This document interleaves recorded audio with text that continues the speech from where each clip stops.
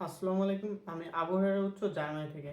আজকে কথা বলবো যে আপনারা অনেকে আমার কাছে মেসেজ দিছেন যে যদি আমার সার্টিফিকেটে একটা নাম থাকে বা আমার এনআইডি কার্ড বলেন বা বাবার এনআইডি কার্ড বলেন, যেখানে এক এক জায়গায় এক এক নাম আছে, আমি কোনটা চেঞ্জ করব। এখন চেঞ্জ আপনি কোনটা করবেন এটা বলছি একটু পরে। আর আপনার এইগুলোই কোনো প্রভাব ফেলবে কিনা, অ্যাম্বাসিতে হোক বা কোনো ইউনিভার্সিটিতে অ্যাপ্লাইয়ের ক্ষেত্রে হোক, কোনো প্রভাব ফেলবে কিনা। এখন প্রথমত, যদি আপনার নাম এক এক জায়গায় এক এক রকম থাকে, তখন এইটা আপনার জন্য একটা ব্যাড থিংস।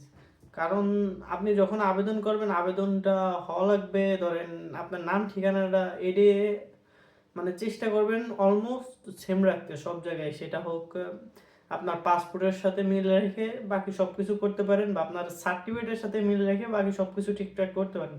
যে কোনো একটার সাথে করতে পারেন, বা আপনার ফ্যামিলির যার নামে সমস্যা তার সাথে মিল রেখে সব কিছু করতে পারেন। এখন আপনি কারের সাথে কি করবেন সেটা হলো আপনার পার্সোনাল বিষয়, যে আপনার কোনটা তাড়াতাড়ি হয়।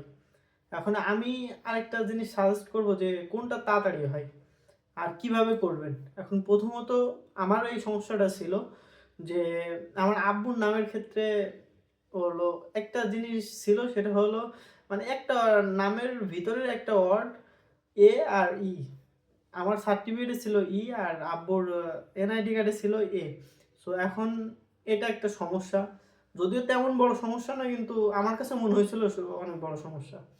এখন আপনার যদি ভাগ্য খারাপ থাকে এটার জন্য হয়তো ধরতে পারে, কিন্তু আমি বলবো যে অ্যাম্বাসিতে যখন যাবেন সবগুলো সেম করে নিয়ে যাবেন, যে আপনার সবার নাম ঠিকানা, আপনার মানে যে আপনার আব্বু আম্মু আর আপনি, এই তিনটে হলো মেন। এই তিনটে ঠিক থাকলে আর কারো ঠিকঠাক চায়ও না কেউ কখনো। আর কোনো কোনো অ্যাম্বাসিতে আছে ফাদার মাদার্সের তেমন চায়ও না। সো আমার মতে সব কিছু ঠিকঠাক করে নেওয়াই ভালো। এখন আপনি কি ঠিক করবেন? আপনার যদি আপনার আব্বুর নামে সমস্যা হয় বা আম্মুর নামে সমস্যা হয়, আপনি কি আপনার আব্বুর এনআইডি কার্ডটা ঠিক করবেন নাকি আপনার সার্টিফিকেটগুলো ঠিক করবেন? এখন আমি বলি, সার্টিফিকেট ঠিক করা একটা অনেক বড় প্রসেস। কারণ আপনি যদি একটা সার্টিফিকেট ঠিক করতে চান, আপনার অবশ্যই এসএসসি সার্টিফিকেট ঠিক করা লাগবে, এইচএসসি করা লাগবে, আরও নিচের যে হলো এইটের দিছেন তার সার্টিফিকেট ঠিক করা লাগবে। এখন এটা অনেক বড় একটা ঝামেলার বিষয়, অনেকটা বড় প্রসেস, অনেক টাকা খরচের বিষয়। এখন আপনি করবেন কি, যে হলো আপনি একটা যদি আপনার আম্মু বা আব্বুর এনআইডি কার্ডের সমস্যা, আমার মতে এনআইডি কার্ডটা চেঞ্জ করা উচিত। কারণ এনআইডি কার্ডে যদি আপনি দরখাস্ত করেন, যে আবেদন করেন, আবেদন করার হয়তো 14 দিন থেকে 1 মাসের ভিতরে আপনি ওইটাই গ্রান্টেড হয়ে যায়, যে আপনার ওই একটা জিনিস চেঞ্জ হয়ে গেল। আপনি আমার মতো সব সময় আপনি সহজটা করবেন যে এনআইডি কার্ড চেঞ্জ করবেন। আর কারণ এনআইডি কার্ড চেঞ্জ করা সহজ। আপনার একটা কম্পিউটারের দোকানে গেলে তাদের হয়তো 20-50 টাকা দিলে তারা ওই আবেদনটা করে দেয়, আর আবেদন করতে হয়তো 100-150 টাকা লাগে কিনা এটা আমি সঠিক জানি না, কিন্তু ওই 100-150 টাকার ভিতর হয়ে যায়। কিন্তু আপনি যখন সার্টিফিকেট, তারপরে পাসপোর্ট এইগুলো চেঞ্জ করতে যাবেন, তখন এটা অনেক সময়ের ব্যাপার, অনেক time consume. So time consume করার জন্য আপনি এটা করবেন। সো ওই টাইমটা যাতে আপনার না যায়, অনেক টাকা যত না খরচ হয়, সেই জন্য আপনি এই কাজটা করবেন, যে আপনার আব্বু অথবা আম্মুর যদি নামের সমস্যা হয়, আব্বু আম্মুর নামের এনআইডি কার্ডটা চেঞ্জ করে ফেলবেন। এনআইডি কার্ডের ওই নামটা চেঞ্জ করে ফেলবেন, দেখবেন হয়ে যাবে। আরেকটা কথা, যে জন্মনি জন্ম নিবন্ধন কার্ড যদি ঠিক হয়, ভাই বাংলাদেশের জন্ম নিবন্ধন কার্ড ঠিক করতে 100-150 টাকা লাগে। ওটা হলো জন্ম নিবন্ধন হলে ঠিক আছে, কিন্তু আমার মতে আপনি সবসময় আপনার একটা জিনিস হুবহু মিল রাখবেন, পাসপোর্টের সাথে আপনার সার্টিফিকেট।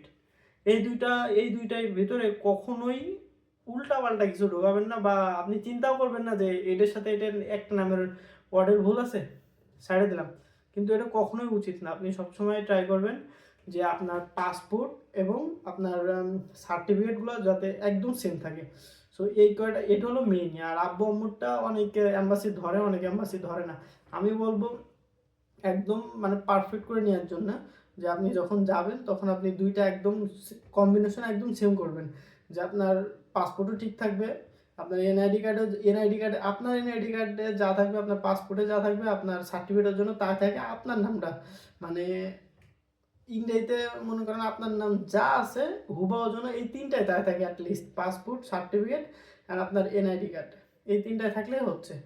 আর ওইগুলা যদি সমস্যা হয়, যারটাই সমস্যা হবে এনআইডি কার্ড চেঞ্জ করবেন, কখনো ট্রাই করবেন না যে আপনার পাসপোর্ট আর মানে পাসপোর্টটাও ট্রাই করা যায় কিন্তু পাসপোর্টটা অনেক সময় লাগে, কিন্তু কখনো ট্রাই করবেন না যে আপনার সার্টিফিকেটগুলো চেঞ্জ করার, কারণ সার্টিফিকেটগুলো চেঞ্জ করতে হলে অনেক সময় কনজিউম।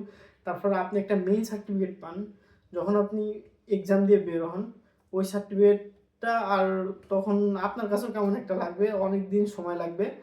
সো আমি বলবো যে আপনি এনআইডি কার্ড চেঞ্জ করেন, ওইটাই সমস্যা নেই। কারণ আমি নিজেও আমার আব্বুর এনআইডি কার্ড চেঞ্জ করছিলাম।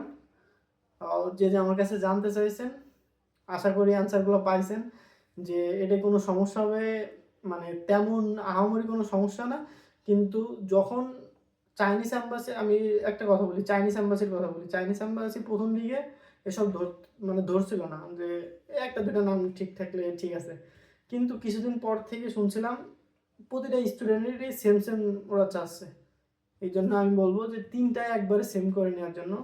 আর চেষ্টা করবেন আপনার আব্বু আম্মুর নামটাও, আব্বু আম্মু আপনি তিনজনের জন্য মানে আপনার সার্টিফিকেটে যা আছে, আপনার পাসপোর্টেও যা আছে, আপনার আব্বু আম্মুর এনআইডি কার্ডের জন্য তাই থাকে, এই চেষ্টাটা করবেন। আর আর কিছু জানার থাকলে আমার পার্সোনালি নক করতে পারেন বা আমার ইউটিউবে কমেন্ট করতে পারেন। আর ভিডিও ভালো লাগলে সাবস্ক্রাইব করে দিন। আর কি বলবো, সো আর যদি মানে ফরেন রিলেটেড, অ্যাব্রোড রিলেটেড কোনো কোশ্চেন থাকে, স্টাডি রিলেটেড, যে ব্যাচেলার বা মাস্টার্স পড়তে আসতে চান উইথাউট কি বলে উইথাউট টাকাই, মানে আমার কেউ টাকার অফার করবে না যে আমি আপনার এইটা দিব ভাই, আমি এজেন্সি না বা কোনো দালাল না, আমার এই অফারগুলো করবেন না। যদি কোনো হেল্প লাগে ঠিক আছে, আমি যদি ফ্রি থাকি তাহলে করব, কিন্তু এইটুকু আমার কাছ থেকে আশা করবেন না যে আমি টাকার বিনিময়ে কিছু করবো। সো আমি এই টাকার বিনিময়ে কিছু করি না, আমি কোনো এজেন্সি না। সো ভিডিও ভালো লাগলে শেয়ার করবেন। আল্লাহ হাফেজ।